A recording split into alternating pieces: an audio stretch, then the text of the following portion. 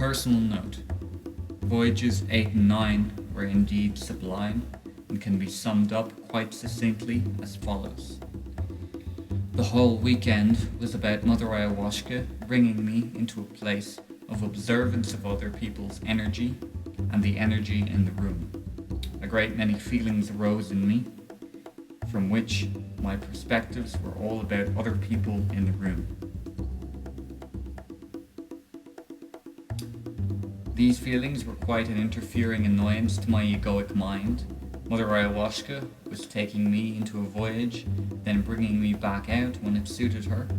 For me to take cognizance of other people's energy, in other words, to consciously remember my feelings about others. Why was Mother Ayahuasca spending time getting me to tap into other people's energy, when there was more important stuff about me to discover, confront, or embrace? In an attempt to stop this interference occurring, upon my request, a guide brought me into the middle of the room so the vibrations of music would be louder and stronger, which might help me to go deep into my own voyage as opposed to it feeling like the voyage of others. This did work for a little while, then it all started up again, in and out, in and out.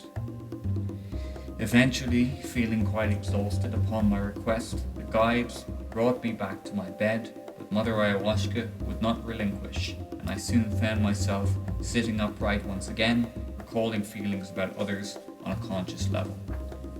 Then, a particular guide came over to me, sat behind me, and began to gently stroke my back using what seemed to be her fingernails.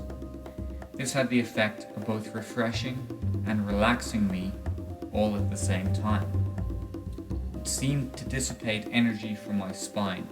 It felt like what was needed and helped me to eventually relax and lay down. The vibration of the music then brought me deep back into my own voyage when Mother Ayahuasca presented me with another insight or gift. She, in a visual sense, brought me into a gallery much like that of a theatre of sorts, where from my private box one could see many stages with a great many actors on these many stages, and observe from a distance what acts they were in the middle of performing. Then, depending on which act piqued my interest, she would spin me in for a closer view to see what was going on in greater detail. Then she would spin me out again before allowing me to immerse myself in the detail of the act or before any feelings arose about the acts or actors involved. This seemed to be the thing to explain personal stuff to me. Mother Ayahuasca provided me with visuals, and when she wanted me to understand stuff about others, she provided me with feelings and emotions. These feelings and emotions about others were bringing me out of the voyage for the purpose of being downloaded into my conscious memory, but the energy created by this download had to be dispelled somehow. This was achieved with the help of the guide, who came over and provided a touch or contact with her fingernails. Strange, or what?